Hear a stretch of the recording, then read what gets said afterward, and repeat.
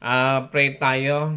Dakilang Diyos, nagpupuring nagpapasalamat kami, Panginoon, sa gabing ito ng aming devotion with Kaganhawa Ministry, Panginoon. Na tunay nga po, Panginoon, remind mo, Panginoon, ng bawat isa sa amin na ah, hindi nakadadalo.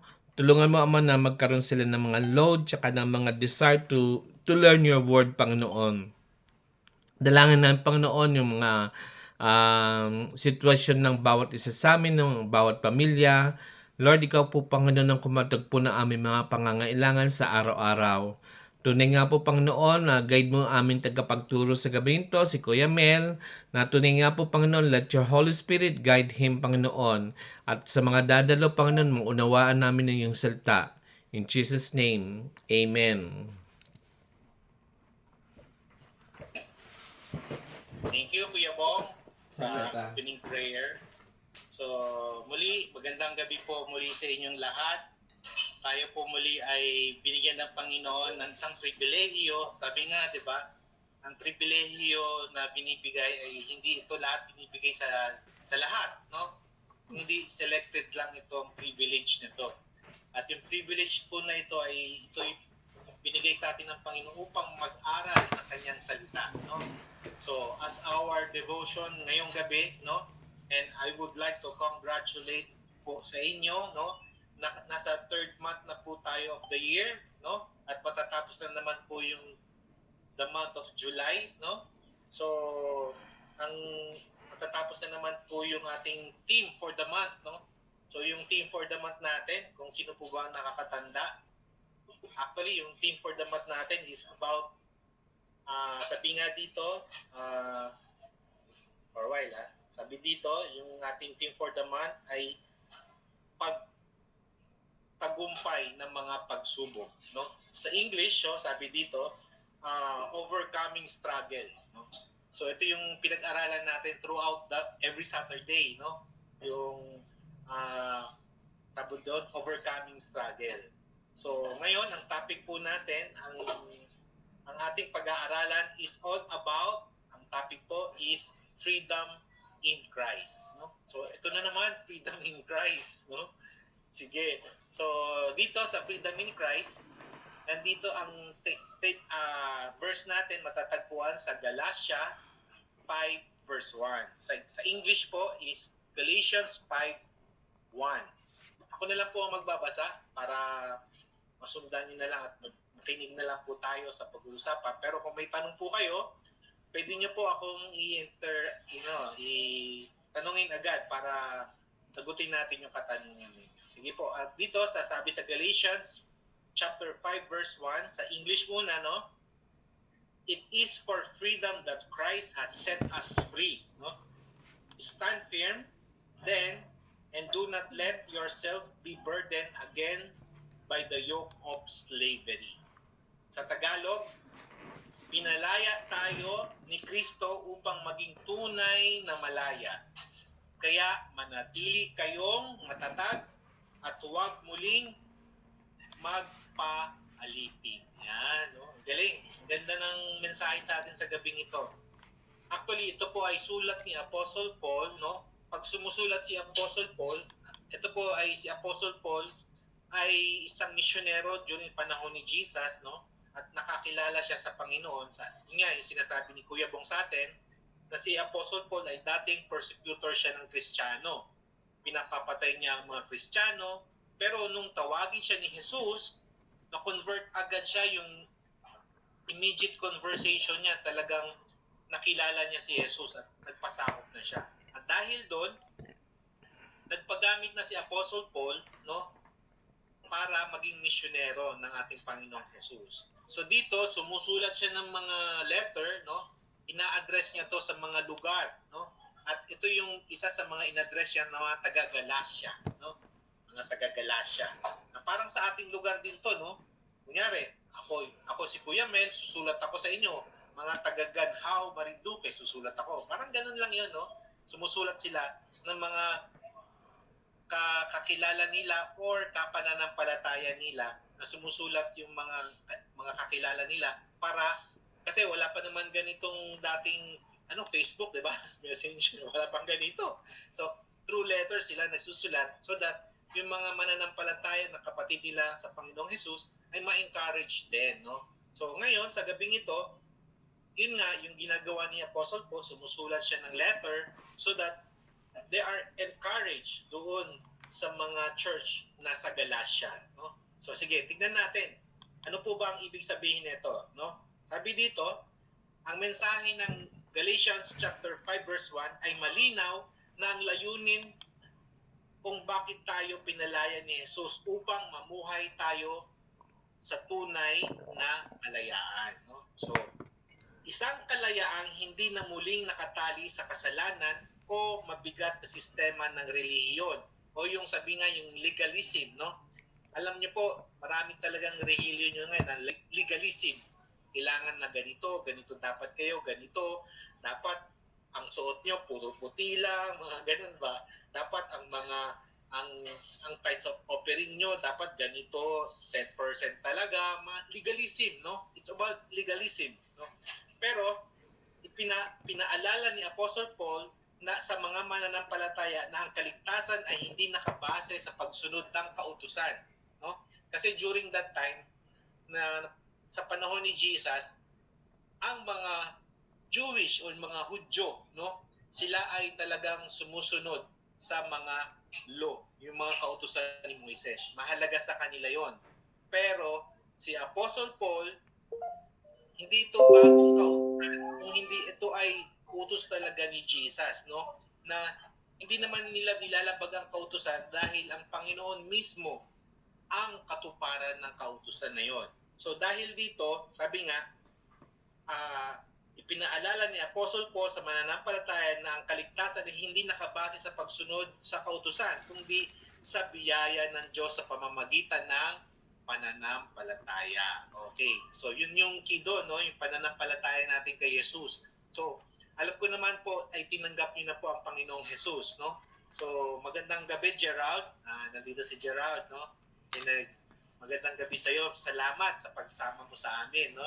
So, yun, dinidiscuss natin dahil dito, ang gusto ipaliwanag ni Apostle Paul na ang pananampalataya ay hindi pananampalataya na ang kaligtasan ay hindi nakabase lang ito sa pagsunod sa kautusan, kung hindi sa biyaya ng Diyos sa pamamagitan ng pananampalataya natin kay Jesus. Kaya ang pagbabalik ng legalism, no, o sa dating makasalanang pamumuhay ay paraan muling pagsusuot ng yoke. Alam niyo yung yoke? Di ba yung sa kalabaw, alam mo sa bukid to no? Yung yoke na yon, ilalagay ito sa likod ng leg ng kalabaw para makontrol siya, no? No. So, ganun din daw po ang kasalanan dati. Na dati ay control tayo ng kasalanan, no? Alipin, no? Sabihin, alipin tayo ng kasalanan. Kung hindi pa natin natatanggap ang Panginoong Jesus, we are slavery in sin. Actually, lahat po tayo makasalanan, no? And sabi ng scriptures, all I have seen, no? Lahat tayo ay nagkasala at hindi nakaabot sa kaluwalhatian ng Diyos, no? So, ang gumawa ng paraan para tayo ay makalaya sa kasalanan, no? Yun na yung way ng Panginoon na si Christ mismo ang gumawa ng sacrifice, no? Sabi nga, si Jesus nga, sabi ko kanina, di ba? Si Jesus ang katuparan ng kautusan. Why? Because tayo po ay naligtas sa biyaya. Amen, no? We are being saved by grace. Napakabuti talaga ng Diyos, no? Napakamahal niya yung tao. Why? Bakit sa tao niya binigay yung pag-ibig niya, no? Bakit, no? This is how the Lord, sabi nga, dahil ang Panginoon ay ito yung characteristic niya, because God is love. Bakit yung mga anghel hindi niya sinave? Di ba? Na-remember niyo ba yung fallen angels? Nagkasala sila? Bakit yung nagkasala sila, impyerno na agad ang punta nila? Samantalang tao, paulit-ulit na kasalanan, pero tayo ay nandun ang kapatawaran ng Panginoon. So, ang kagandahan po ay, ang sabi nga doon sa word ng Panginoon, dahil mahal ng Diyos ang tao sa buong sanlibutan, mahal niya yan, kaya nga binigay ang kanyang bugtong na anak, di ba? Amen to, no? Amen. Upang lahat ay makalaya sa kasalanan, no? So dahil doon, tayo ay pinalaya muli sa kapangyarihan ng kasalanan at pinalaya rin upang mamuhay ayon sa kalooban ng Diyos.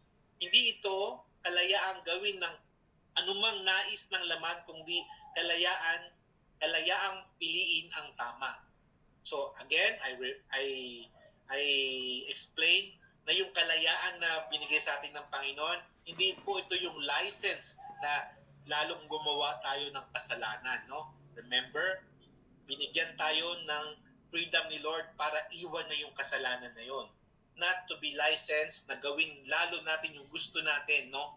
Kunyari, let's say, maraming kabataan ngayon. Sabi ng mga kabataan, hindi, kinreate ako ng Lord na bakla din ako. Hindi pwede yung ganun. Dapat babae o lalaki ka lang. Tama ba? Tama, Yes. no? Hindi pwede, hindi, tomboy ako. Dahil tomboy ako, susunduin ko yung kagustuhan ko. Hindi pwede yun. No? Ang freedom in sin, yun po yung sinasabi ng Panginoon na may kalayaan na tayo sa kasalanan na kaya na nating labanan sa pamamagitan ng dugo ni Kristo. No? Dahil dyan, binigyan tayo ng freedom in sin na hindi na natin susundin yung ating dating ginagawa. No? Amen ba, Lord? Amen. No? Amen. So, dahil lang yan sa biyaya ng Diyos. Napakabuti ng Diyos talaga sa atin. Sige, moving forward, sabi dito sa madaling salita, ang kalayaang binigay ni Kristo ay hindi lisensya ng kasalanan kundi kapangyarihan upang magtagumpay ito. No? Ito ang kaibahan ng kalayaang inaalok ng mundo at ang kalayaang nagmula sa Diyos. Ang una, ang kadalasan humahantong sa pagkaalipin habang ang huli nagdadala ng tunay na kapayapaan at pagbabago ng puso. Anyway, ang sinasabi po nito, kahit na alipin na tayo ni Jesus, no? Dahil alipin na tayo ng Panginoong Jesus, no? At sumusunod na tayo sa kanyang salita, ito ay nagdadala ng kapayapaan. Amen, no? At pagbabago ng puso. Amen, no? Dahil nga doon, tayo pa rin ay binabago ng Lord, no? Pag nakilala mo na si Jesus at tinanggap mo na ang Panginoon bilang Panginoon na tagapagligtas, hindi agad-agad ikaw ay perpekto. Still, you have sinned. Magkakasala ka pa din. But, nandun na po yung guilt. Alam niyo po yung guilt, yung konsensya. Ay Lord, nagkasala na naman ako. Diba? Kaya nga, yun yung lesson ni Pastor Kuya Bong, no? Last Saturday, that you confess your sin, is faithful and just to forgive us. No? Amen, no? Yun yung paghingi mo ng tawad sa Panginoon, papatawarin ka pa rin ng Panginoon, no? So dahil doon, hindi ka namumuhay na sa kasalanan, kundi namumuhay ka na doon sa laging kalooban ng Diyos. Sige, mahalaga ring maunawaan, sabi doon, na ang kalayaang ito ay nagsisimula sa loob ng tao. Kahit ang isang tao ay mukhang malaya sa panlabas, maaari pa rin siyang bihag ng takot sa kasalanan o maling pagnanasa. Ngunit sa pamamagitan ni Kristo, sabi doon, ang puso ay nagbabago. Ang puso ay nababago. Napapalitan ang galit at kapatawaran, ang hiya ng pagtanggap at ang takot ng kapayapaan. No? Ito ang dahilan kung bakit ang tunay na kalayaan ay hindi nakikita lamang sa kilos, kundi nararanasan ito sa kabituuran, no, ng pagkatao. Yun, talagang sa internal man talaga 'yon, no.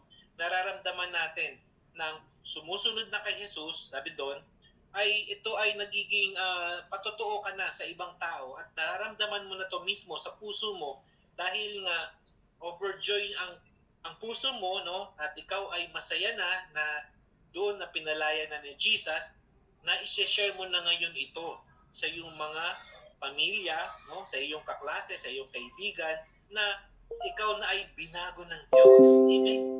So binago na po ba tayo ng Diyos? Amen. Amen.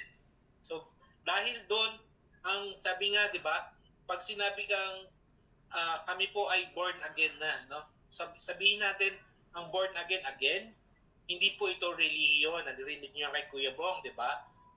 Laging ang tayo ay born again na pinanganak na muli. So, ang ibig pong sabihin na yon, ang pagiging born again ay hindi yan bagong relihiyon, kundi ito ay tamang relasyon sa Diyos. Tama ba? Amen. No? Amen. Ito ay tamang relasyon sa Diyos na tayo ay binago na ng Panginoon, dapat tayong ipinanganak na muli. Hindi yung ipinanganak tayo muli sa ating ina, no? Kundi spiritual rebirth yon ng tinatawag doon. So dahil pinanganak na tayong muli, tayo ngayon ay binigyan ng kapatawaran ng Panginoon at binigyan ka ng karapatan. Anong maging karapatan mo? Maging anak ng Diyos. Wow! Galing! Dahil tinanggap mo na si Jesus, you're now son of God. Ano niyo po yun, no? I-claim po natin yon na tayo na ay anak na ng Diyos. Wait, anak to? Anak ng Diyos yun? Yes, sinabi po yan ng Panginoon sa kanyang pangako. Kaya panghawakan po natin ng sino man kay Jesus, no? Siya ay binigyan niya na ng karapatang maging anak ng Diyos. Okay?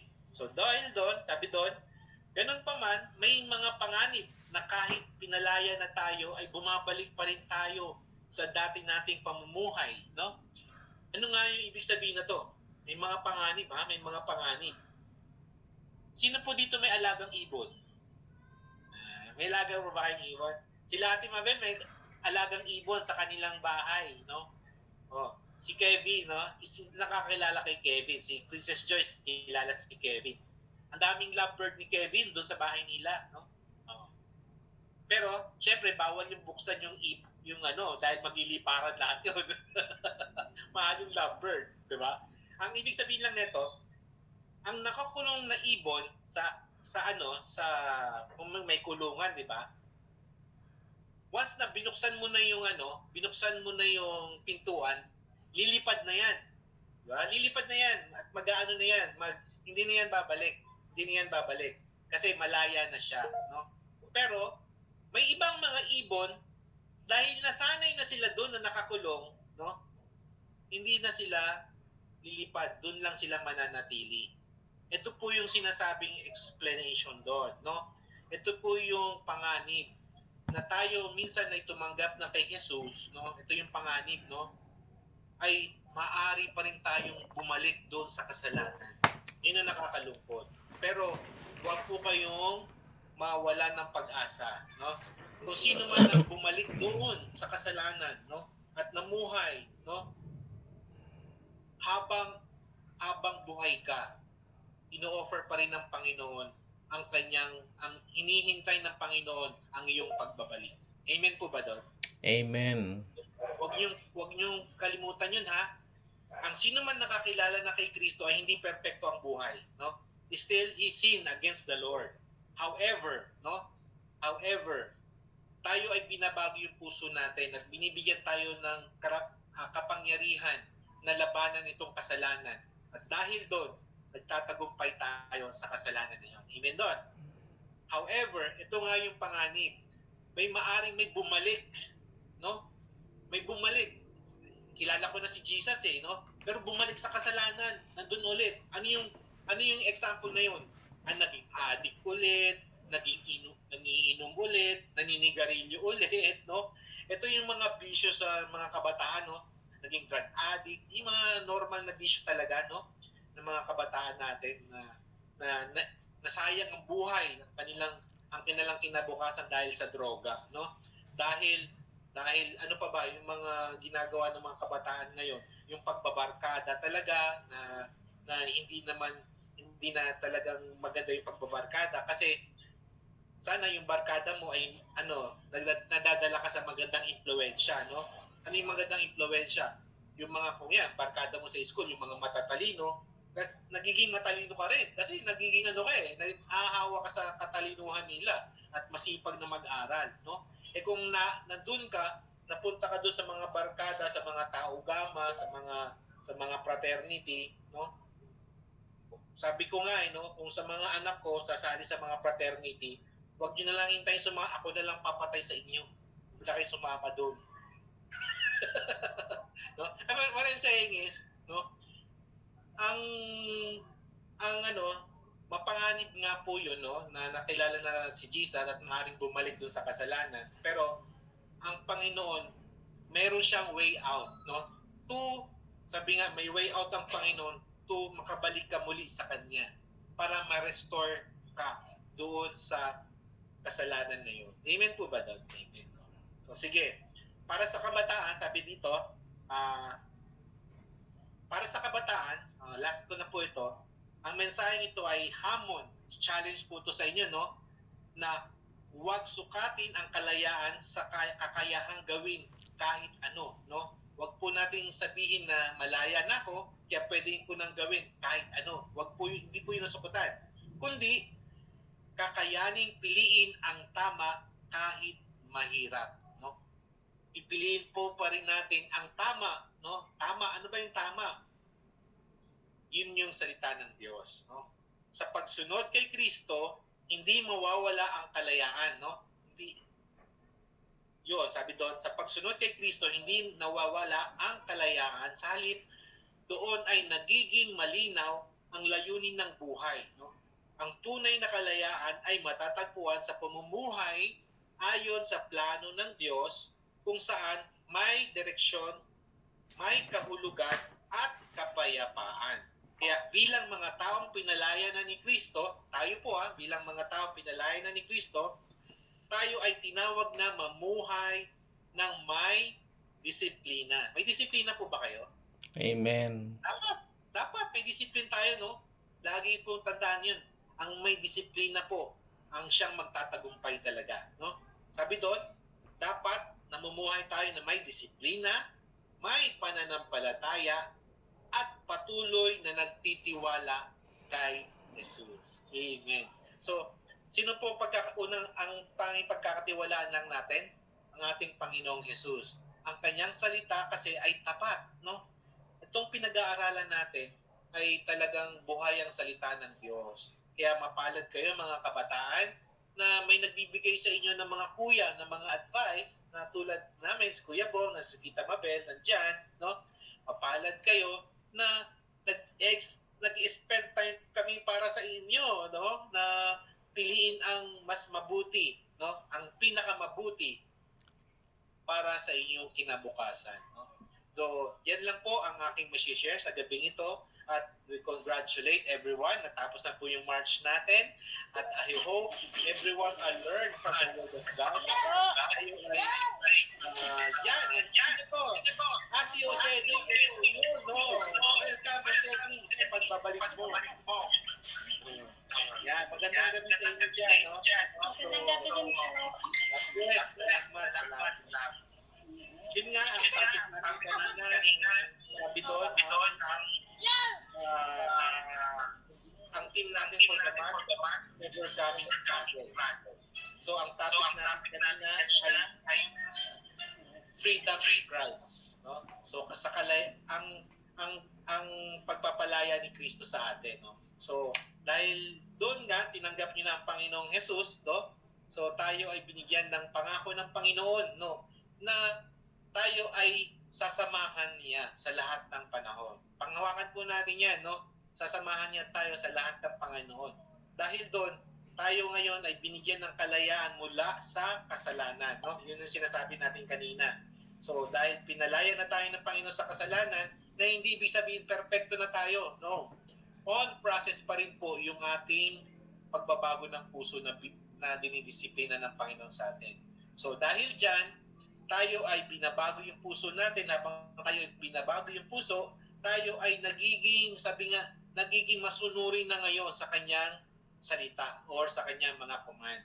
Kaya sa araw na ito, magpapasalamat ako sa inyo dahil ito po ay isang malaking biyaya sa atin na muli napag-aralan natin ang salita ng Diyos at lagi kong sinasabi, no, ang salita ng Diyos ang tanging kayamanan natin dito sa mundo. Amen ba doon? Amen. The only treasures that we have is the Word of God. Sabi ng Panginoon, heaven and earth will pass away. Itong mundo na to, maglalaho ito, no? Temporary lang po tayo dito. Pero ang salita ng Diyos na pinangahawakan natin at yung pinag-aaralan natin it will never pass away. So that will be your treasures. You will keep it always forever na nabubuhay kayo. Naway, pagpalain po kayo ng Panginoon at tayo po ay lahat na nandito ay patuloy na pagpalain ng Panginoon. I-bless niya kayo, i-bless niya tayo, sagutin yung panalangin ninyo at patuloy tayo na magtiwala, no? Magtiwala lang na kahit hindi natin nakikita yung resulta, the Lord always tests our faith so that we can trust the Lord always. God bless you po mga kabataan, no? Pagpalain kayo ng Panginoon. Sige po, sa gabing ito ay tayo po ay magtatapos na. Sino po ba may panalangin sa inyo para ipanalangin ko po kayo? Sige, ang sabi nga doon kanina, si Kuya Bong may panalangin siya, sa panalangin ni Kuya Bong, again, financial, no? Kasi nga, depende lang siya doon sa kanyang, doon sa nagre-renta sa kanya. So, kanina naman, pinakita naman ni Princess Joyce, yung anak niya, no? Na, Princess Joyce, anong pangalan ng anak mo? Princess Joyce, anong pangalan niya? Shatu ba? Shatu? Rain siya po. Ang haba? Si Rain na lang, si Rain. Si Rain. Yes. So dahil doon, congratulations siya sa bago mong anak. It's a blessing, no? Naway, sabi nga doon ay Rain Shali.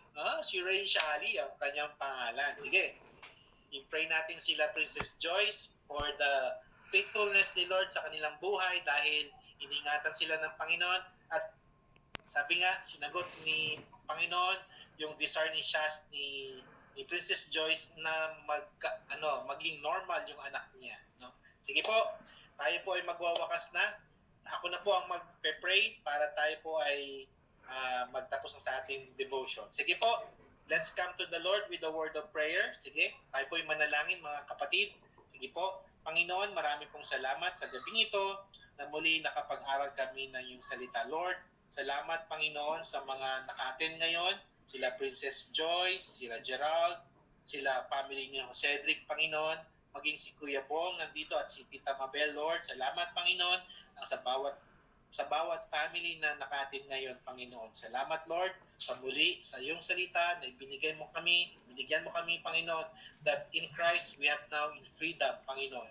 Salamat po dahil binigyan niyo na kami, Panginoon, ng kapangyarihan na mapagtagumpayan, Panginoon, ang aming kasalanan.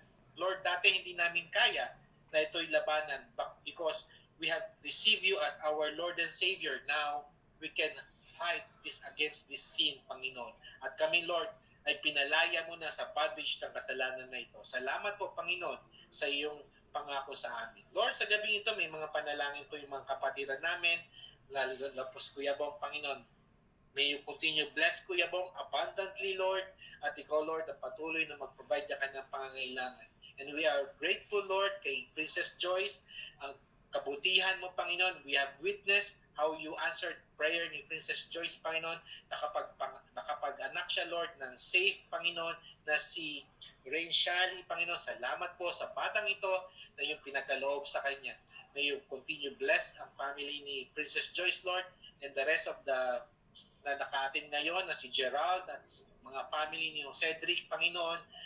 Lord, pagpalain mo ang mga kabataang ito at family ni Cedric, Panginoon, na nakikinig. At ikaw, Lord, na patuloy na sa kanila ay gumabay at matnubay. Lord, salamat sa pagbibigay mo sa amin lagi na magtiwala sa iyong kabutihan, sa iyong kapangyarihan, Panginoon.